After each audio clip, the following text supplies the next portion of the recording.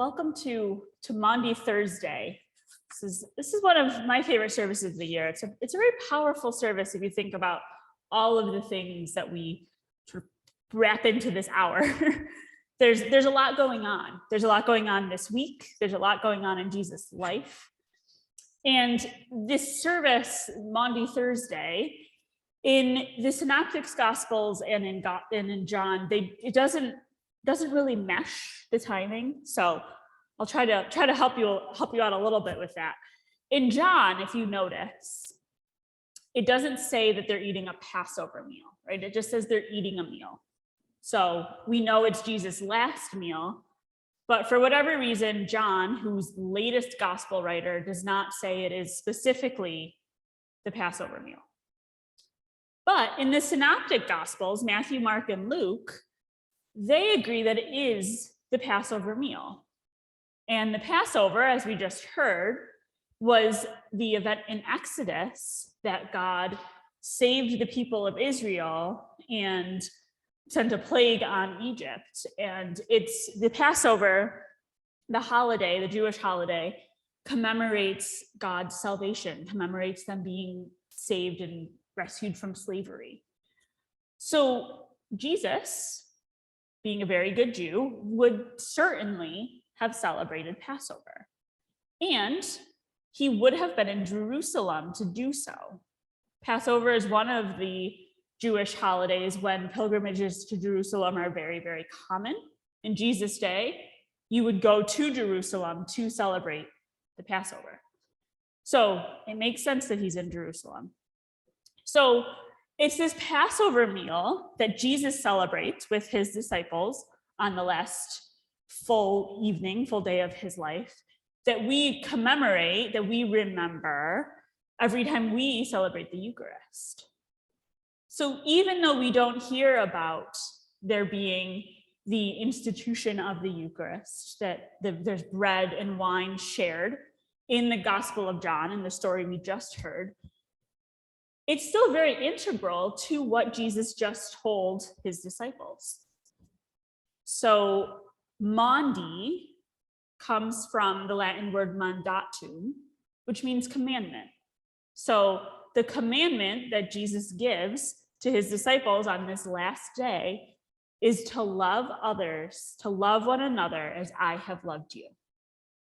And by this, they will know that you are my disciples if you love one another as I have loved you. So this is the beginning of a very long, sort of his final lesson to his disciples, but this is the crux of who we are as Christians. It's the crux of who the disciples were called to be. And Jesus came to serve. He came to love. And for him, loving looked like getting down on hands and knees and washing the feet of his friends. It looked like eating with people who he shouldn't eat with. It looked like healing those who needed to be healed. That's what Jesus' ministry was. So this is the culmination of 3 years of doing the things that show that Jesus was somebody who loved people, loved everybody, loved the world. And when we hear this commandment, and when we remember this commandment every time we gather for the Eucharist, we are called to live by that example.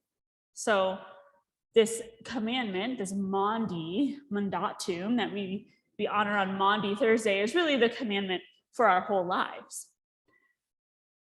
So as we blend all this together, blend this idea of the Passover meal and Jesus kneeling at the feet of his friends to wash their feet, we get a glimpse of how Jesus spent his last night on earth. And he spent it with his loved ones. He spent it with the people who meant the most to him in a city that was very, very important to him. He spent it surrounded by people who he loved, who loved him. And he spent it by becoming the ultimate servant, by getting down and washing really dirty, smelly feet that had walked miles and miles in the sand, in the dust. And what I think is one of the things I think is especially powerful about this moment in Jesus' life is, as John tells us, he knew what was to come. He knew that the people he was eating with were going to betray him. I think he had a sense that they weren't going to be able to stick it out with him. And yet, he feeds them and he washes their feet. He spends time with them, even though he knows what's coming, which says a lot about who he is as a person, says a lot about who he is as a friend. It's really hard to do, to know that you will be betrayed and yet you'll still serve this person. So in the letter to the Corinthians, Paul reminds the church in Corinth about this Passover meal that Jesus celebrated with his disciples. And it's the words we hear every Sunday. This is my body, which is given for you. This is the blood of the new covenant for the forgiveness of sins. So this is a promise, a covenant, a promise between God and God's people. And it's being renewed on this evening. Jesus is renewing this covenant with his friends, renewing the covenant with the people who follow him. And despite the fact that these very human people are about to do very human things, and they're going to break this covenant in a whole bunch of ways in the next 24 hours, but he renews it with them anyway. So as John says, the people Jesus loved as his own, he loved them to the end. So despite whatever was going to happen, he still loved them. He still served them. So there's no heroes here. There's no saints here. Jesus is the one sort of to hold up, obviously, as the one we want to emulate. The other people at that table really mess up. And yet there's Jesus doing what Jesus does. So for me, it's a story about love in action.